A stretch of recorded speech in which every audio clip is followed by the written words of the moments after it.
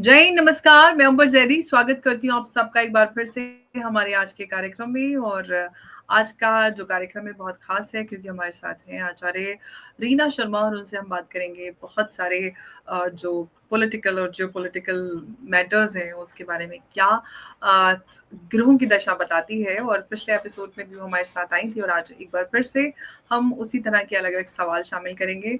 बहुत बहुत स्वागत है आपका। नमस्कार रीना जी। जय Hind. Thank you so much. Namaskar, Amberji, और नमस्कार to all your audiences. It was lovely talking last time और अभी भी हम बात करेंगे क्योंकि बहुत सारे कुछ छोटे मोटे तो नहीं बोलूँगी, बहुत important कुछ ट्रांजिट्स हुए हैं जो कि जिसमें से एक बहुत important ट्रांजिट है मंगल का जो 27 अक्टूबर को हुआ है। तो definitely this will be a good one, interesting one. तो सबसे पहले इसी पे बात कर लेते हैं। तो ये जो मंगल का ट्रांजिट हुआ है इसके ऊपर इस की वजह से क्या असर हमें कहाँ-कहाँ पर असर नज़र आएँगे बदलाव? सबसे जो बड़ा और इम्पैक्टफुल असर था वो तो देश दुनिया ने अभी देखा। 27 अक्टूबर को हुआ है और 28 से ही आप देख रहे हैं ऑपरेशन त्रिशूल की प्रैक्टिस शुरू हो गई।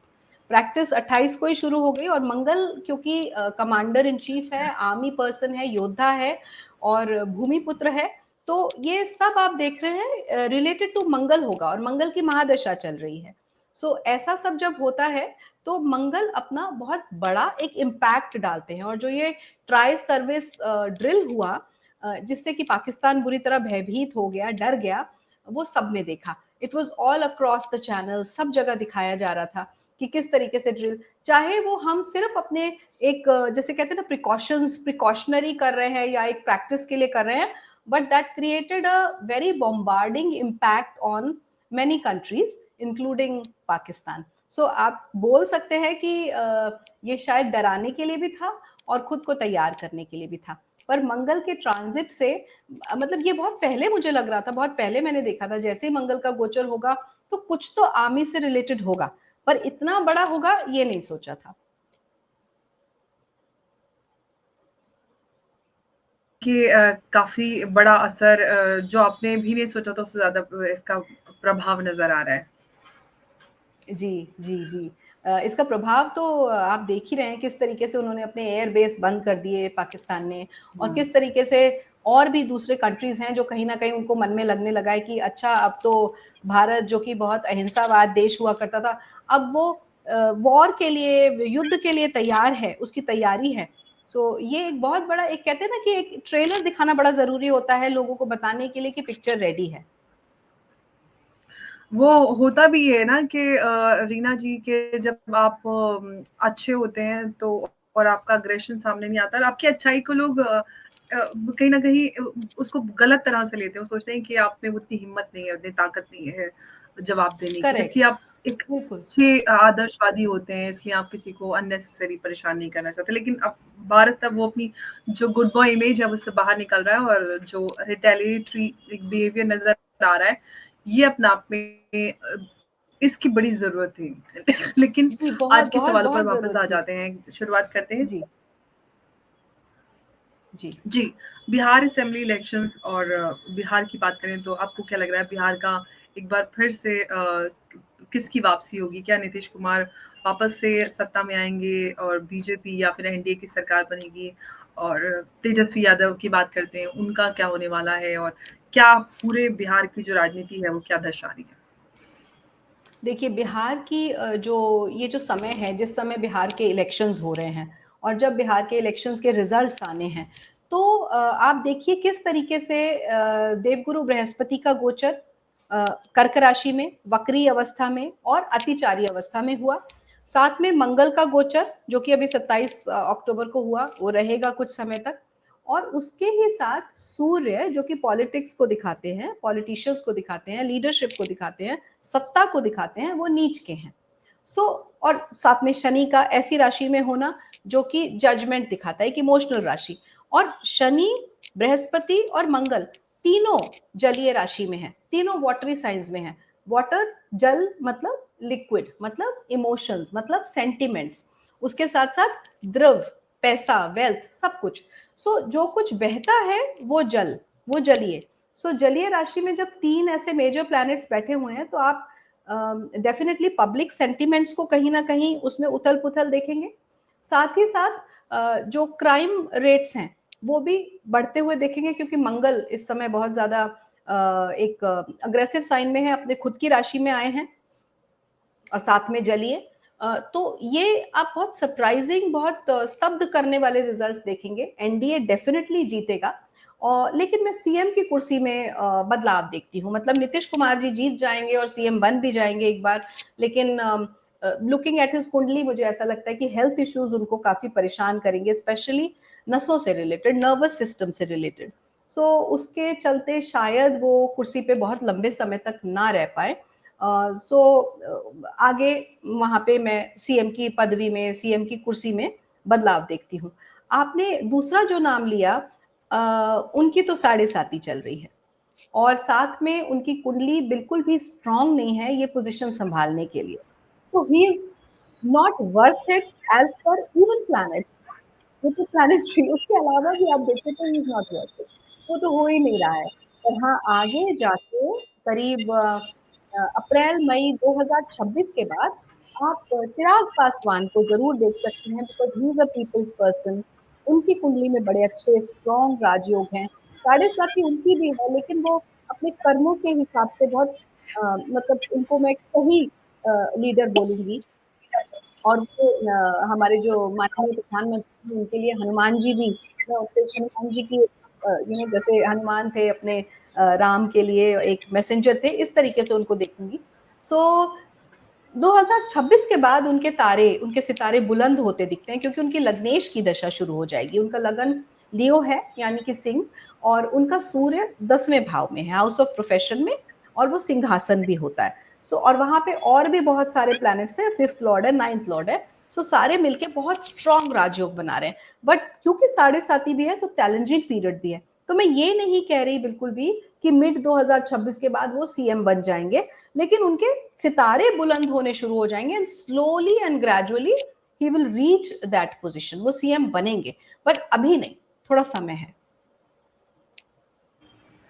तो फिलहाल तेजस्वी यादव की अगर बात करें तो उनका नंबर अभी काफी दूर नजर आता है। अगर वेस्ट बंगाल की बिल्कुल बात करें, उनका ममता नंबर बनर्जी तो के मुझे खिलाफ दूर दूर दूर तक नजर नहीं आता है। ममता बनर्जी को लेकर बड़े सारे सवाल उठते हैं। जिस तरह से वेस्ट बंगाल की स्थिति नजर आती है, उसको लेकर बहुत सारे लोग ये मांग करते हैं कि वहाँ पर प्रेसिडेंट रूल लगना चाहिए। आपको क्या लगता है कि वेस्ट बंगाल में क्या कुछ होने वाला है? ममता दीदी की कुर्सी बनी रहेगी? वापस इलेक्शन जब होंगे तो वापसी होगी, या फिर बीजेपी सत्ता में आएगी? क्या आपको नजर आता है? देखिए, इसके बारे में पहले भी हमारी मेरी बात हुई, आपसे हुई है या पता नहीं दूसरे किसी प्लेटफॉर्म पे हुई है। ममता बनर्जी जो हैं, उनकी राशि है मेष, और उनका चंद्रमा भरिणी नक्षत्र। मेष राशि में होना, भरिणी नक्षत्र में होना, मतलब वो पॉलिसीज फॉलो नहीं कर रही हैं। प्लस उनकी जो दशाएं चल रही हैं, जिस तरीके की उनकी दशाएं हैं, वो कहीं ना कहीं उनको पॉलिसीज को फॉलो नहीं करने दे रही है, and she is in a very rebellious mode right now. पिछले कुछ समय से वो उस रेबेलियस मोड में है। वो पब्लिक सेंटिमेंट को नहीं समझ पा रही हैं, क्योंकि उनका चंद्रमा कहीं ना कहीं बुरी तरह पीड़ित है। तो उनको वो समझ ही नहीं आ रहा। और जब से ये गोचर आया, इस प्रकार के जो गोचर आए, जैसे शनि आखिरी राशि में आए, जलीय तत्व में आए, और एक युग का परिवर्तन होने जा रहा है, तो उनका भी जो इंफ्रास्ट्रक्चर, जो उनका जो सेट, एक तरीके से उन्होंने अपनी एम्पायर जैसी क्रिएट की हुई थी, वो सबके सब अब ध्वस्त होने वाली है, खत्म होने वाली है। सो प्रेसिडेंट रूल लगता हुआ मुझे दिखता है, मुझे लगता है कि प्रेसिडेंट रूल लग सकता है, because he is going against the policies, she is not following anything. तो लग सकता है, बिल्कुल चांसेस हैं। और अगर सत्ता की बात करें, इलेक्शंस होते हैं तो सत्ता में वापसी करेंगी, या फिर एनडीए या बीजेपी की सरकार वहां पर बनेगी? नहीं, बीजेपी बहुत बहुत बहुमत से वहां जीतेगा, और इनकी तो मुझे कोई वापसी नजर नहीं आती है। I think this is her last election जो वो लड़ रही हैं, इसके बाद तो वो इलेक्शन भी नहीं लड़ पाएंगी। She will be left with bare minimum, बहुत ही कम पावर्स के साथ रह जाएंगी वो। बीजेपी वहां आता हुआ दिखता है बहुत क्लियरली। ओके। तो तमिलनाडु की अगर बात करें तो वहां पर डीएमके और बीजेपी को जो लेकर बड़े सारे सवाल हैं। स्टालिन के खिलाफ जो एंटी इनकम्बेंसी है, वो क्या ग्राउंड पे मजबूत होती जा रही है? क्या भविष्य आपको नजर आ रहा है इनके स्टालिन? देखिए तमिलनाडु में भी जो बीजेपी है वो बहुत अच्छे, जो पहले जो सिचुएशन थी उससे बहुत बेटर सिचुएशन में आ जाएगी, लेकिन जीत स्टालिन की ही होगी इस बार भी, डीएमके ही जीतेगा। बीजेपी अच्छे अच्छे बहुमत से, अच्छे उनको जो पुराना जो उनका रिकॉर्ड है उससे वो बेटर करेंगे, लेकिन अभी बीजेपी नहीं आता हुआ दिखता अनफॉर्चुनेटली। और अन्नामलाई की अगर हम बात करते हैं तो उनका कैंपेन जो है काफ़ी उसको सराहा जाता है, वो काफ़ी पॉपुलर है तमिलनाडु में। आपको क्या नज़र आ रहा है उनका?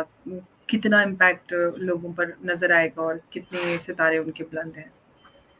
नहीं, उनके सितारे बहुत बुलंद हैं। He is again a people's person, just like जैसे चिराग पासवान है, ऐसे ही अन्नामलाई भी हैं। दोनों अपने-अपने जो फ़िल्म इंडस्ट्री का चेहरा हैं और लोग उन्हें मानते भी हैं, प्लस उनके कर्म भी कहीं न कहीं they can connect with people very easily. Hmm. Annamalai की कुंडली में भी बहुत अच्छे योग हैं, but right now his dashas are not favouring him. अभी वो उनको फ़ेवर नहीं कर रही हैं, तो अभी अन्नामलाई जी जिस पोज़ीशन पे उन्हें होना चाहिए, वो अटेन नहीं कर पाएंगे अभी for some time. I think अगला 1.5 से 2 साल उनका और स्ट्रगल कह लो या चैलेंजिंग टाइम कह लो, ऐसा चलेगा। बट ही हैज गुड राजयोगास, अच्छी कुंडली है उनकी। ओके, तो मतलब भविष्य हम ये कह सकते हैं कि अन्नामलाई का अच्छा है क्योंकि लोग भी उनमें काफ़ी जो जनता है वो काफ़ी उन पे विश्वास रखती है और लोगों को काफ़ी पसंद है। और अगर हम कल्याण और हम अन्नामलाई की बात करें तो आप क्या कहेंगी? मुझे अन्नामलाई फिर भी, अन्नामलाई जी की कुंडली फिर भी पवन कुमार जी की जो कुंडली है उससे स्ट्रांग नजर आती है। ऑल्दो अभी कोई भी कुछ नहीं कर पा रहा है, दोनों में से कोई भी एकदम ऐसे सत्ता में नहीं आएगा। क्योंकि देखिए, मैं अगर मोटा मोटा बात करूं ना, ज्यादा नहीं भी ग्रहों में जाऊं, तो भी आप देखिए शनि जब आखिरी राशि में है ना, तो एक युग का अंत और दूसरे युग की शुरुआत होने वाली है, मैं हमेशा बोलती हूँ। विच मीन्स अब ये कैसे होगा, छटनी होगी तब होगा। सारा का सारा जो क्रैप है, जो कि यूजलेस मटेरियल है, वो सारा रह जाएगा, सिर्फ क्रीम आगे जाएगी। सो इस तरीके की सिचुएशन आने वाली है हर सेक्टर में, whether it's journalism, astrologers, politicians, her sector में आप देखेंगे कि जो जैसे हम चाय छानते हैं ना, मैं आपको एक छोटा सा एग्जांपल दे रही हूँ, बड़ा कॉमन। चाय नीचे आ जाती है और सिर्फ चाय की पत्ती हम फेंक देते हैं। सिमिलरली आप यहाँ पे भी देखेंगे कि इनकी कुंडलियों के हिसाब से मैंने जो देखा कि जो पीपल्स पर्सन है, जो सच में अनबायस्ड होके, सच में अनकंडीशनल निस्वार्थ भाव से मासिस की सेवा करेंगे, बस वही रह जाएंगे। जिनको सच में नॉलेज है, जो सच में स्किल्ड है, सिर्फ दिखावे के लिए या अपने पर्सनल बेनिफिट्स के लिए कोई भी आगे बढ़ेगा, वो उसकी छटनी होगी फॉर श्योर। ओके। और अगर हम बात करें बहुत सारे जो नेचुरल कैलेमिटीज़ हैं उसको लेकर इस पूरे साल में चर्चा रही और हमने देखा बहुत सारे हादसे, चाहे लैंडस्लाइड हो, चाहे क्लाउड बर्स्ट हो, प्लेन क्रैशेस हों, ये सारा बहुत कुछ हमने देखा इस साल में। क्या ये आगे भी कंटिन्यू रहेगा और या आगे हम शांति देखते हैं? जी, जी। देखिए जब ये साल की शुरुआत हुई थी तो सब लोगों ने कहा था, मैंने भी कहा था मंगल का साल है, टोटल 9 बनता है अगर हम न्यूमरोलॉजिकली देखें। बट उसके अलावा मैं अगर विक्रम संवत के हिसाब से भी देखूँ, तो भी सूर्य हमारे राजा बनते थे और सूर्य ही मंत्री बनते थे। एंड सूर्य वैसे भी जो ज़ोडिएक बेल्ट में ही इज़ द किंग, और सूर्य एक गर्म प्रकृति के अग्नि तत्व एक ग्रह हैं। अ, अगला साल जो आ रहा है 2026, उसमें विक्रम संवत में जुपिटर यानी देवगुरु बृहस्पति जो हैं वो राजा बन के आ रहे हैं, लेकिन मंगल मंत्री बन के आ रहा है। सो मंगल तो फिर भी कंटिन्यू हो रहा है और मंगल की महादशा चल रही है। सो शांति जैसा तो नहीं दिखता। प्लस आपने जो नेचुरल कैलामिटीज की बात कही, अभी जस्ट अभी मैंने आपको जो बताया, शनि जलीय राशि में है मीन में, जुपिटर जलीय राशि में है कर्क में, और स्कॉर्पियो राशि में जो कि एक तीसरी जलीय राशि है उसमें मंगल आ गए हैं। तीन तीन मेजर बड़े प्लैनेट्स जो कि बहुत इम्पैक्टफुल हैं वो जलीय राशि में है, वाटरी साइन में है। और साथ ही साथ ये दो इक्लिप्सिस के बीच में हो रहा है।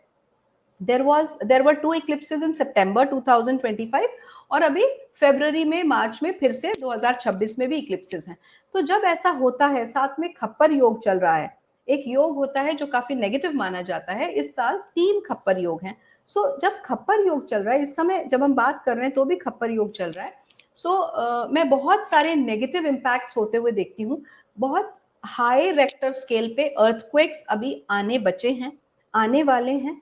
साथ ही साथ जल त्रासदी, वाटर रिलेटेड वाटर कैलामिटीज होने वाली हैं। अभी आपने एक हरिकेन सुना थोड़े दिन पहले, ऐसे ही बहुत सारी आप चीजें पानी से रिलेटेड जल त्रासदियां होती हुई देखेंगे, और ये आप मार्च से पहले पहले कई बार होता हुआ देखेंगे। सो this is quite predictable, very easily predictable. लेकिन अगर हम जिस तरह का हम ग्लोबल इन्फ्लेशन और वॉर्स और इस तरह का माहौल देख रहे हैं, इस सब के बीच में जो इन्वेस्टर्स है वो काफी कंसर्न है कि कहाँ और किधर जाएं, आप क्या सुझाव देंगे? देखिए, मार्केट क्रैश तो नहीं बोल रही हूँ कि क्रैश क्रैश हो रहा है, लेकिन जब भी इकोनॉमी में आप उथल पुथल देखती हैं, स्पेशली अमेरिकन इकोनॉमी में, तो रिपल्स तो सारे कंट्रीज में आते हैं, और इंडिया भी अछूता नहीं है। भारत में भी उसके रिपल्स आएंगे, उसका इम्पैक्ट आएगा। तो हाँ, मार्केट डेफिनेटली डामाडोल है, कभी ऊपर कभी नीचे है। बट जो मुझे लगता है, क्योंकि मंगल की दशा है, क्योंकि इस तरीके के प्लैनेटरी ट्रांजिट्स हो रहे हैं, तो मुझे लगता है कुछ सेक्टर्स हैं जो सेफ हैं। ऑल्दो कुंडली बेस्ड होता है, हर एक की इंडिविजुअल कुंडली पे भी ये है। ऐसे नहीं कि मैंने बोला और जनरली सब इसमें जाके इन्वेस्ट करना शुरू कर दें। They need to check their own individual kundlis also. लेकिन फिर भी सेफेस्ट जो मुझे लगता है, that is one is aviation sector, then defence sector, then AI and telecom industry, gold, silver, and one more was there, जो कि बहुत ही हाँ, coal mines, coal and petroleum, ये सेफेस्ट हैं। इसमें आप कर सकते हैं, बट स्टिल आप देखिए कि आपके प्लैनेट्स कैसे बैठे हैं। कि इंडिविजुअल सितारों पर भी निर्भर करता है। लेकिन अगर बिल्कुल भारत बिल्कुल, की कैसे बात करें, जो प्लैनेट्स भारत की बैठे हैं। गोल्ड रिजर्व और पॉलिसी है, तो क्या वो नए इन्वेस्टमेंट ट्रेंड्स लेकर आ सकते हैं? नए इन्वेस्टमेंट ट्रेंड्स डेफिनेटली, क्योंकि ये पॉलिसीज बनने का समय है। अभी 11 नवंबर को देवगुरु बृहस्पति स्टेशनरी मोशन में आ जाएंगे।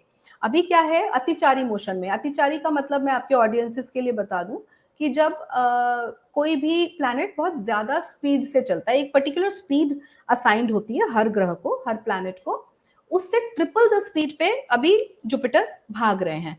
और जब भी आप जल्दी में होते हैं, you are not able to take right decisions, right? आप जल्दी में हैं तो हमेशा गलत डिसीजंस लेते हैं। तो सेम सिचुएशन इस समय है देवगुरु बृहस्पति की। और अचानक से क्या हो रहा है, वो अतिचारी होते होते रेट्रोग्रेड भी हो रहे हैं, वक्री भी हो रहे हैं। वक्री होना मतलब आप दौड़ रहे हैं दौड़ रहे हैं दौड़ रहे हैं, सडनली आपको मुड़ना है। जब आपको सडनली मुड़ना है तो आप अतिचारी से पहले थोड़े दिन के लिए थोड़ा रुकेंगे, राइट? वो स्टेशनरी मोशन होता है। that stationary motion is going to help us in creating many important policies। जिस ट्रेड डील के लिए जिसका हम इंतजार कर रहे हैं, उसका समय भी उसके बाद है। 11 नवंबर के बाद से लेके 25-26 नवंबर के बीच में there can be talks on trade deal. जो ये टेरिफ वॉर चल रहा है, ट्रेड वॉर चल रहा है, उसको कहीं ना कहीं मुझे लगता है एक विराम मिलने का समय आ रहा है। और वही वो समय है जिसमें आपने जो अभी क्वेश्चन करा, sorry I lost that question.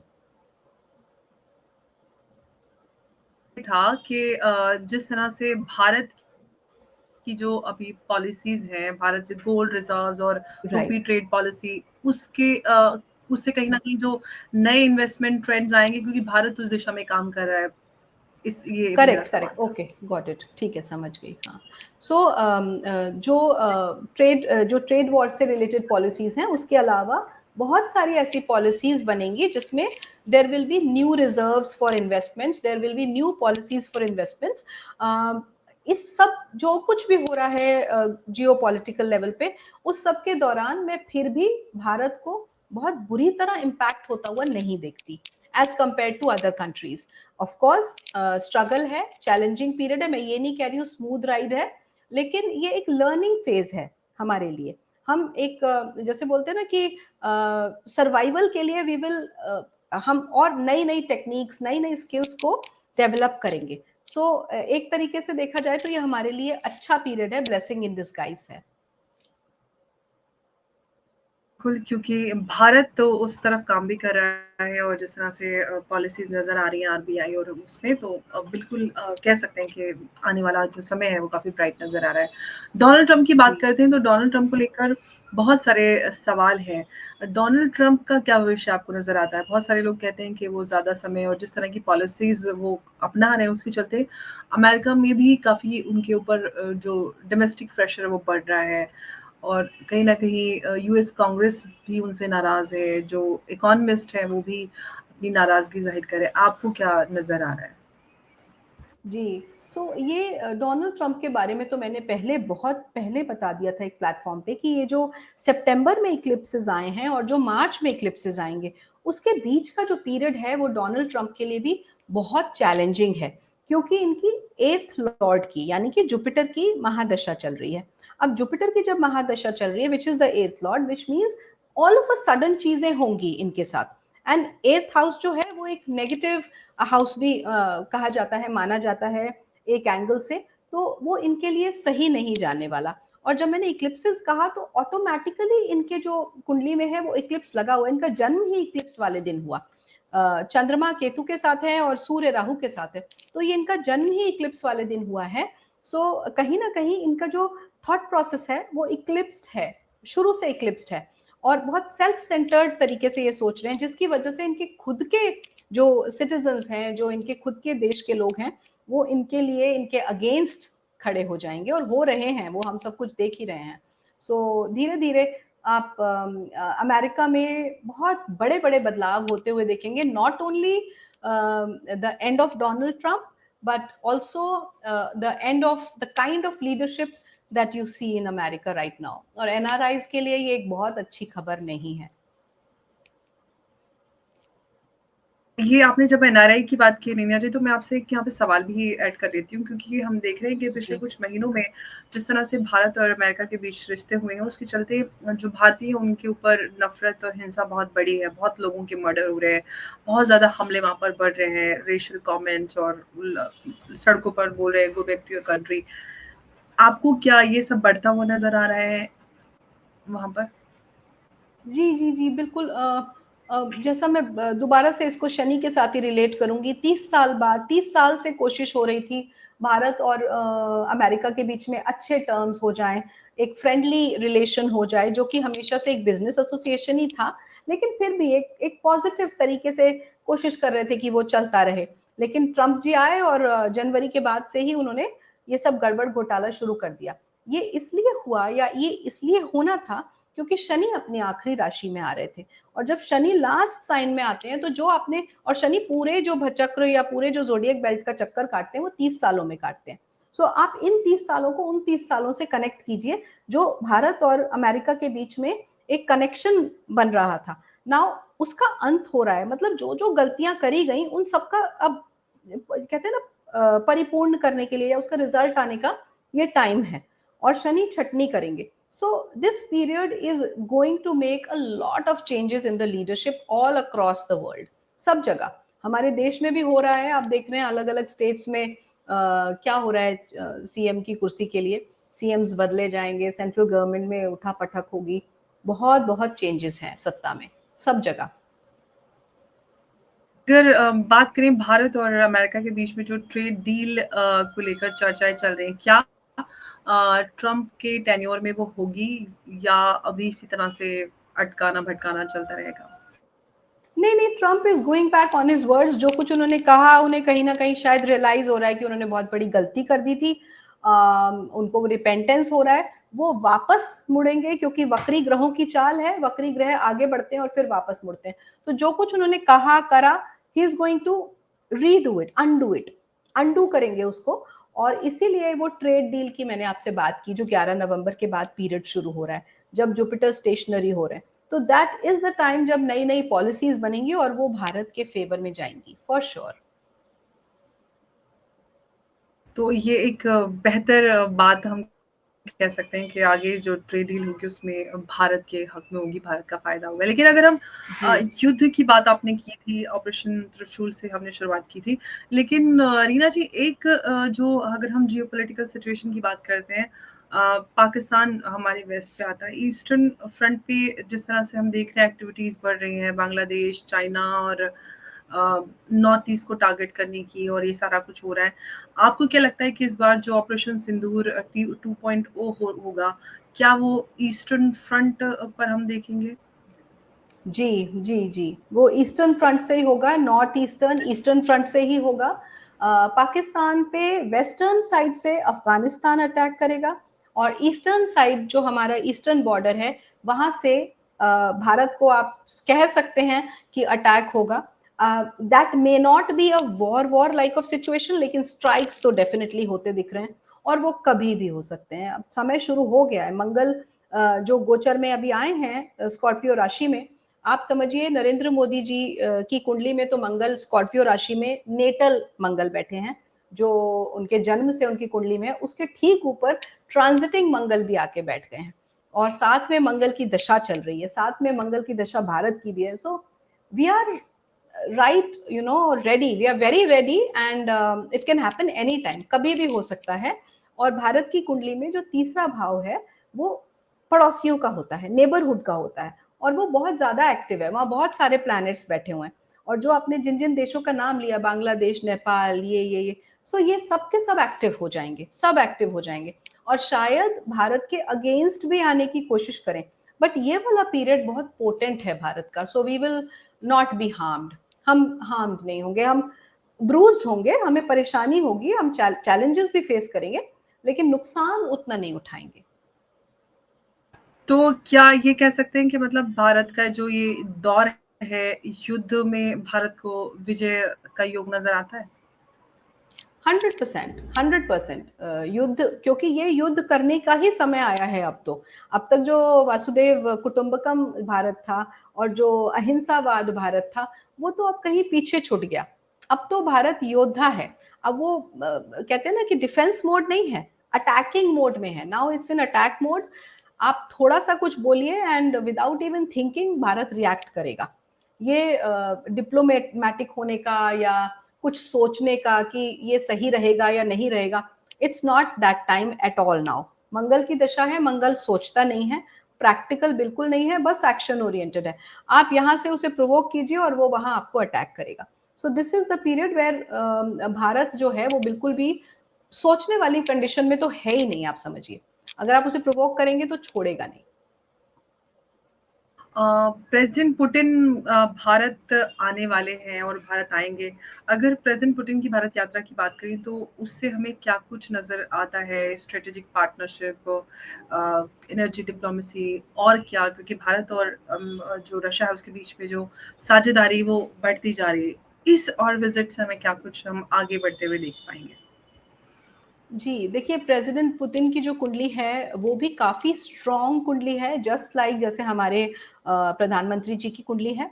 और उन दोनों के बीच में जब हम दोनों कुंडलियों को सुपरसीड करके देखते हैं, एक के ऊपर दूसरी लगा के देखते हैं। ऐसा जनरली हम तब करते हैं जब हम मैच मेकिंग करते हैं शादियों के लिए।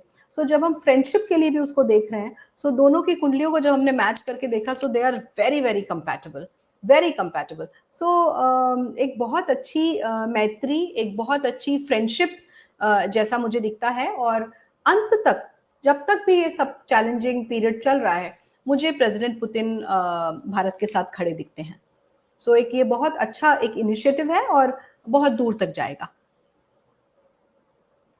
लेकिन अगर हम प्रेज़ेंट पुतिन के ही करियर की बात करें, बहुत सारे लोग बहुत सारी बातें करते हैं कि उनको ये बीमारी है, उनके बहुत सारे क्लोन बने हुए हैं। आपको क्या उनका भविष्य नज़र आता है?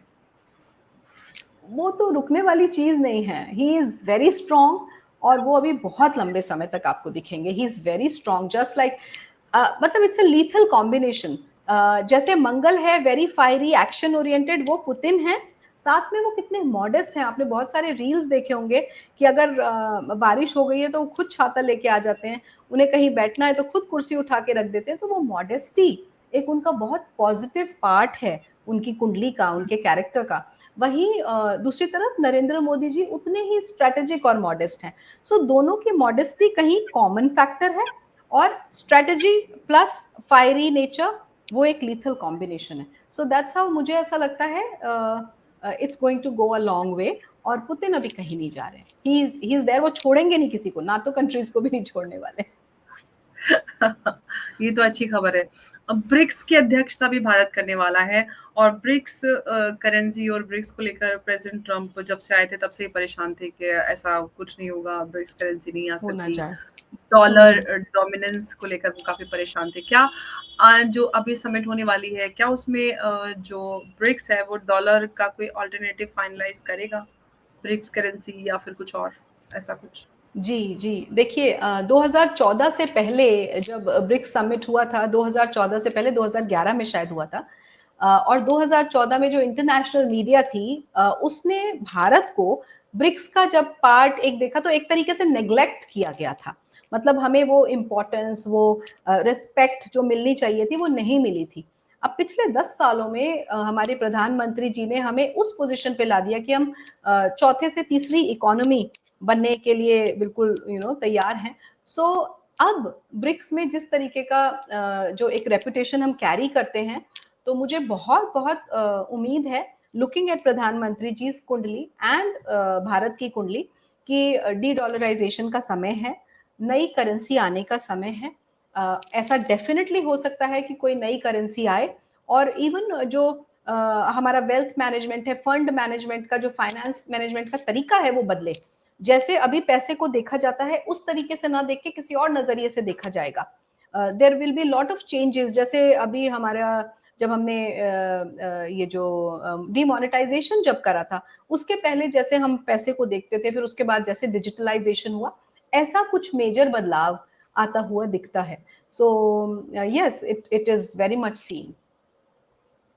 ये तो बड़ी खबर है क्योंकि प्रेसिडेंट ट्रंप इस इसी बात से बहुत ज़्यादा डरते हैं। उनको लगता है कि डॉलर का कोई अल्टरनेटिव ना आ जाए, नहीं तो डॉलर डोमिनेंस खतरे में होगी और अमेरिका का भविष्य भी खतरे में आएगा। तो ये बड़ी बात है और अब देखते हैं कि आगे इन सारी चीज़ों में क्या और अपडेट्स नज़र आते हैं और रीना जी आपने बहुत इम्पोर्टेंट हमारे साथ जो भविष्यवाणियाँ हैं वो साझा की हैं क्योंकि लोगों को भविष्यवाणियाँ बहुत फ़ैसिनेट करती हैं।